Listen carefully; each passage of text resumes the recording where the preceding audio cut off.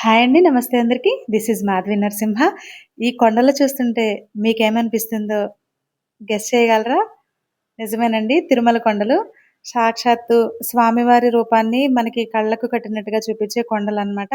అయితే ఇక్కడ నుంచి మీకు శ్రీవారి మెట్టు విశేషాల గురించి చెప్పడానికి ఈ వీడియో అనేది మీతో షేర్ చేసుకుంటున్నాను నేను. శ్రీవారి మెట్టు అండ్ అలిపిరి మెట్ల మార్గం 2 ఉంటాయన్నమాట. లేదు అంటే డైరెక్ట్‌గా వెహికల్‌లో కూడా వెళ్ళొచ్చు. ఈ శ్రీవారి మెట్టు నుంచి వెళ్ళాలి అననంటే ప్రత్యేకంగా వేరే టోకెన్‌లు అలా ఏమి ఉండవండి. నార్మల్‌గా సర్వదర్శనం టోకెన్‌లు మనకి బయట ఇచ్చే టోకెన్‌లు తీసుకున్న తర్వాత మనం శ్రీవారి మెట్టు గాని, లేదు అంటే ఆహ్, అలిపిరి మెట్లు గాని డైరెక్ట్‌గా వెహికల్‌కి కానీ వెళ్ళేలాగా ఇచ్చారు. ఇంతకుముందు ఈ మెట్ల దగ్గర నడవడానికి ఒక రకంగా టికెట్లు ఇచ్చేవాళ్ళు మార్నింగ్ టైమ్‌లో. లేదు అంటే అలిపిరి మెట్ల మార్గంలో నడవాలంటే ఒక రకంగా టికెట్లు ఇచ్చేవాళ్ళనమాట. అలా కాకుండా ఇప్పుడు డైరెక్ట్‌గా సర్వదర్శనం టికెట్లనేవి టోకెన్స్ ఇస్తున్నారు. ఆ టోకెన్ లిమిట్‌ని బట్టి మనం తీసుకొని కావాలనుకుంటే మెట్ల ద్వారా వెళ్ళొచ్చు. లేదంటే నడిచి కూడా వెళ్ళొచ్చండి.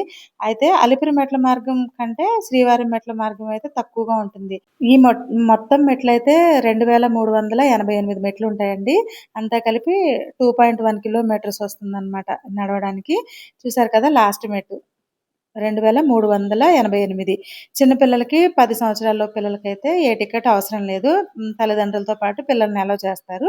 ఈ మెట్ల మార్గం ఏంటంటే మనకి అలిపిరి దగ్గర నుంచి ఆల్‌మోస్ట్ ఒక 20 కిలోమీటర్స్ దూరంలో శ్రీనివాస మంగాపురం అని ఉంటుంది. శ్రీనివాస మంగాపురం దగ్గర నుంచి మనం వెహికల్ ఇక్కడ ఒక చెక్ పోస్ట్ అనేది ఉంటుంది. ఆ చెక్ పోస్ట్ దగ్గర మార్నింగ్ 6:00 నుంచి ఈవినింగ్ 6 వరకే అలౌ ఉంటాయన్నమాట వెహికల్స్. ఈవినింగ్ 6 తర్వాత నుంచి మార్నింగ్ 6 లోపు అలౌ ఉండదండి. అక్కడ మనం వెహికల్ అనేది పార్క్ చేసుకొని, ఇక్కడ నుంచి మెట్ల ద్వారా ఎళ్లి మన వెహికల్‌కి రావాలంటే మళ్ళీ ఈవినింగ్ 6 లోపే వచ్చి తీసుకోవాలి.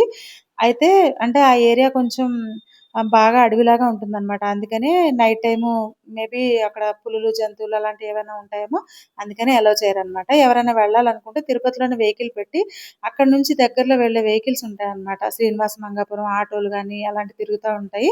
ఫ్రీ బసెస్ కూడా ఉంటాయండి.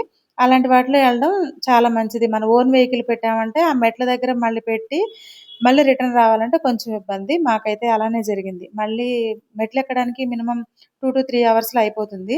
వెహికల్ కోసమే మళ్ళీ కిందకొచ్చి మళ్ళా వెహికల్ యేసుకొని ఎళ్ళామనమాట. అలా కాకుండా మీకలాంటి ఇబ్బంది కలగకుండా నేను ముందే చెప్తున్నాను.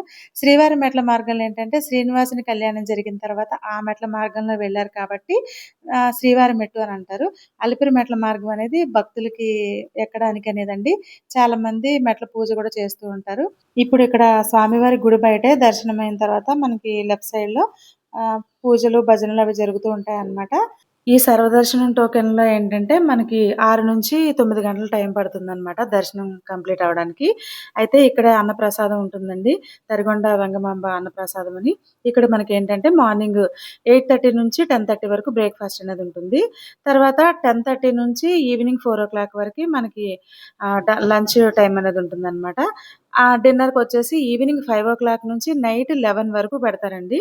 అంటే ఎవ్వరికి కూడా భక్తులకి మార్నింగ్ బ్రేక్‌ఫాస్ట్‌కి గాని, ఆఫ్టర్‌నూన్ లంచ్‌కి గాని, ఈవినింగ్ డిన్నర్‌కి గాని అన్ని టైంలలో మనకి అన్నప్రసాదం అనేది అవైలబుల్‌గా ఉంటుంది.